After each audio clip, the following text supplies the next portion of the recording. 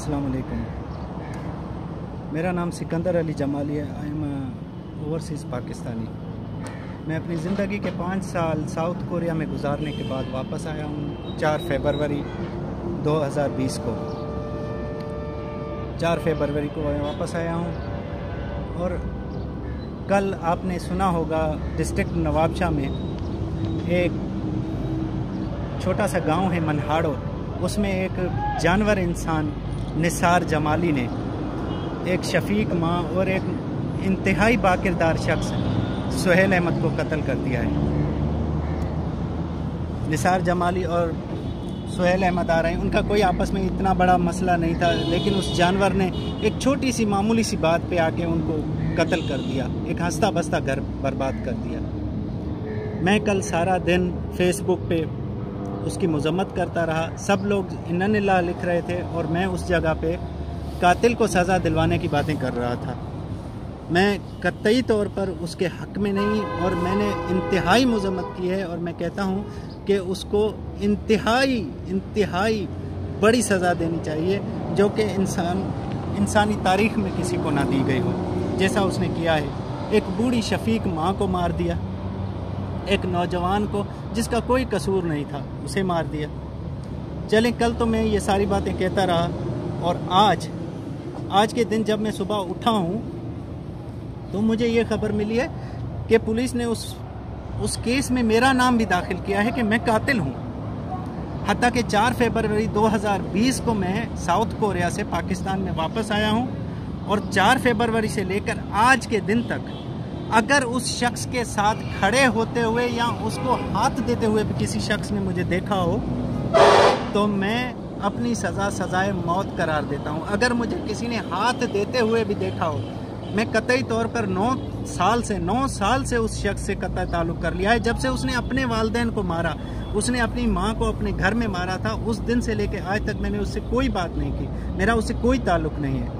और आज जब मैं सुबह नींद से बेदार हुआ हूँ तो मैंने सुना है कि मेरा नाम और मेरे छोटे भाई का नाम, हमारे नाम, ये क्या, कौन सा इंसाफ चल रहा है सिंध में ये इंसाफ दिया जाता है? मैं ओवरसीज़ पाकिस्तानी हूँ। मैंने अपने एक रुपए की हिलाल की कमाई अपने पसीने बहा के मैं पाकिस्तान में लेके आया हूँ। किस लिए? ताकि अपने मुल्क में खर्च कर सकूं। अपने मुल्क पे मैंने आज तक 1 रुपए की हुंडी नहीं की। 1 रुपए, मेरा एक रुपए का हिसाब आपको ओवरसीज़ एम्प्लॉयमेंट कॉरपोरेशन से मिल जाएगा, ओईसी जिसने हमें भेजा था। मेरे इदारे के पास हमारे मुकम्मल कवायद मौजूद हैं। उसके बावजूद जब मैंने आज सुना है कि मेरा नाम दिया गया है तो यकीन मानिए कि मेरा लॉ एंड ऑर्डर से विश्वास उठ गया है। मैं यकीन नहीं करता ये इंसाफ है। मेरे बच्चे छोटे छोटे बच्चे हैं, आपके सामने हैं मेरे छोटे छोटे बच्चे, मैं इनके साथ बैठा हुआ हूँ, और जिनके कत्ल हुए हैं, सुहेल अहमद आ रही, सुफियान आ रही और उनकी वालदा, उनको तो मैं अपनी माँ की जगह समझता हूँ। उनके घरेलू मरासिम है हमारे साथ। मुझे ये समझ नहीं आती। मैं इस वीडियो पैगाम के ज़रिए, क्योंकि मैंने आज तक कौम परस्ती नहीं की, मैं लानत भेजता हूँ कौम परस्ती पे जिस तरह कायदे आज़म ने भेजी थी। मैं वतन परस्त हूँ, मैं मुकम्मल तौर पे वतन परस्त हूँ। मैं इस वीडियो के ज़रिए मैं पाकिस्तान के सबसे बड़े वतन परस्त को ये पैगाम देना चाहता हूँ, जो कि मेरी नज़र में है। अगर आप खुद को वतन परस्त समझते हैं तो मेरे इस पैगाम को शेयर करें और आला ओहदेदारान तक पहुँचें।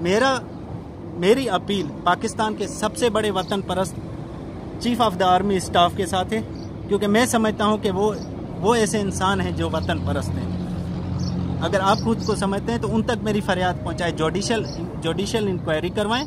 अगर मैं किसी भी तरह से अगर मेरी 1% भी इन्वॉल्वमेंट इसमें शामिल हो तो बिना केस के, बिना मुकदमे पे के मुझे फांसी पे चढ़ा दिया जाए।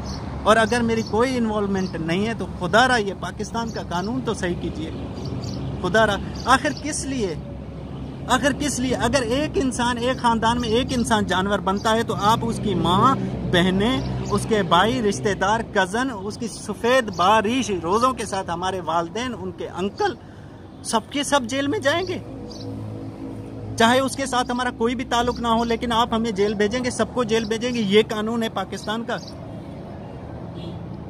खुदा के लिए मैं जानता हूँ अगर आपको YouTube की रौनकों से कुछ न कुछ फुर्सत मिले तो सिर्फ एक क्लिक कीजिए और इस पैगाम को शेयर कीजिए, chief of the army staff के साथ मेरी बहुत उम्मीदें वापस हैं और मैं जानता हूँ कि हमारी ISI पाकिस्तान की ही नहीं बल्कि पूरी दुनिया की नंबर 1 इंटेलिजेंस एजेंसी है। अगर ISI का कोई सिपाही ये पैगाम सुन रहा है तो खुदारा मैं वतन परस्त हूँ और इस जज्बे को मरने ना दे, मुझे इंसाफ दिलाएं, खुदा के वास्ते मुझे इंसाफ दिलाएं।